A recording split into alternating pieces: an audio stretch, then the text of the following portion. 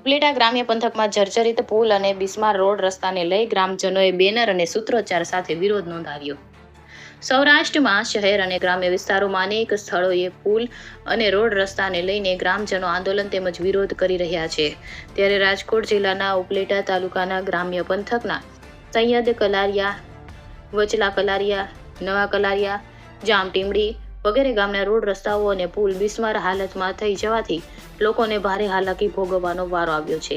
ત્યારે ઉપલેટાના વચલા કલરિયા અને જામટીમડી વચ્ચેનો જે વાડી વિસ્તાર તરીકે ઓળખાતો પુલ જર્જરિત હાલતમાં હોય તેથી ભારે વાહનોને લઈને જાનહાનિ થવાની પણ ભીતિ સેવાઈ રહી છે. ત્યારે ગ્રામજનોએ બેનર સાથે રોડ રસ્તા રિપેર કરવાની સૂત્રોચ્ચાર સાથે માંગ કરી છે. ચોમાસા દરમિયાન આ પુલ પરથી 4 થી 5 ફૂટ જેટલું પાણી પસાર થતું હોય છે. ત્યારે સૈયદ કલારિયા, વચલા કલારિયા અને નવા કલરિયા એમ 3 ગામ વિખૂટા પડી જાય છે. આ પુલ પરથી રાજકોટ કે ગોંડલ માર્કેટિંગ યાર્ડ ખાતે પોતાનો ખેત પેદાશો લઈ જવા માટે પણ ખેડૂત ઉપયોગ કરી રહ્યા છે અને અરણી, ઈરસરા, વડાળી, ભાવદર અને ઉપલેટા તરફ જવા માટે પણ આ પુલ અને રસ્તાનો ઉપયોગ થાય છે. તંત્રને 15 દિવસ પહેલા રજૂઆત કરી ત્યારે કહ્યું કે 2 દિવસમાં થઈ જશે, પરંતુ આજ દિન સુધી હજુ કામગીરી કરવામાં આવી નથી. માર્ગ અને વાહન વ્યવહાર તંત્રને પણ આવેદનપત્ર આપી અને રજૂઆત કરી છે કે આ પુલને ઊંચો લેવામાં આવે. જો આ અંગે કોઈ કાર્યવાહી તંત્ર દ્વારા કરવામાં નહીં આવે તો ના છૂટકે ગાંધી ચિંધ્યા માર્ગે આંદોલન રસ્તા રોકો કરવાની ફરજ પડશે તેવી ગ્રામજનોએ ગંભીર ચીમકી ઉચ્ચારી હતી. રિપોર્ટ છગમાં સુવા, રાજકોટ જિલ્લા બ્યુરો, કલારિયા, ઉપલેટા.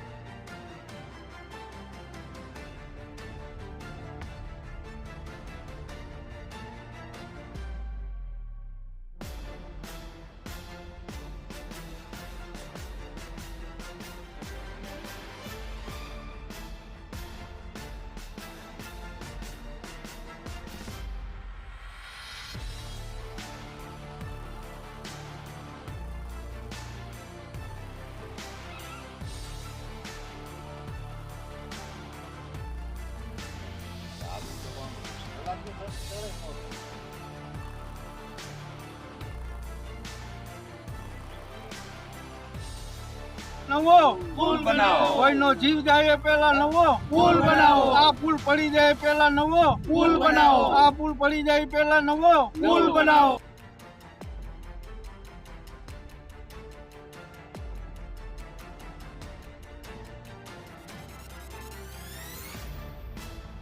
મારું નામ દિનેશભાઈ વલ્લભભાઈ કોટડિયા, રહેઠાણ વચલા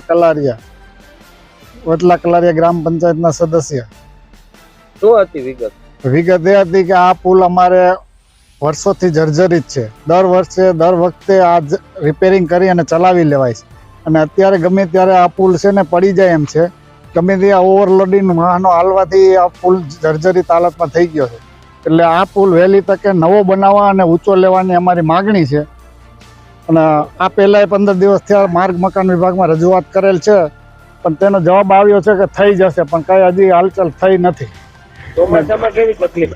ચોમાસામાં આ પુલ માથે 5 થી 6 ફૂટ પાણી હોય છે, એટલે આ પુલ અમારે બંધ ફરજિયાત ના છૂટકે બંધ કરવો પડે છે. ચોમાસામાં અવર જવર બંધ થઈ જાય છે. આ કામગીરી નહીં થાય તો તમે શું આગામી સમયમાં? આ કામગીરી જો અમારી આ રજૂઆત ધ્યાનમાં સરકાર શ્રી નહીં લે તો અમારે ના છૂટકે ગાંધી ચિંધ્યા માર્ગે રસ્તા રોકો આંદોલન કરવાની ફરજ પડશે.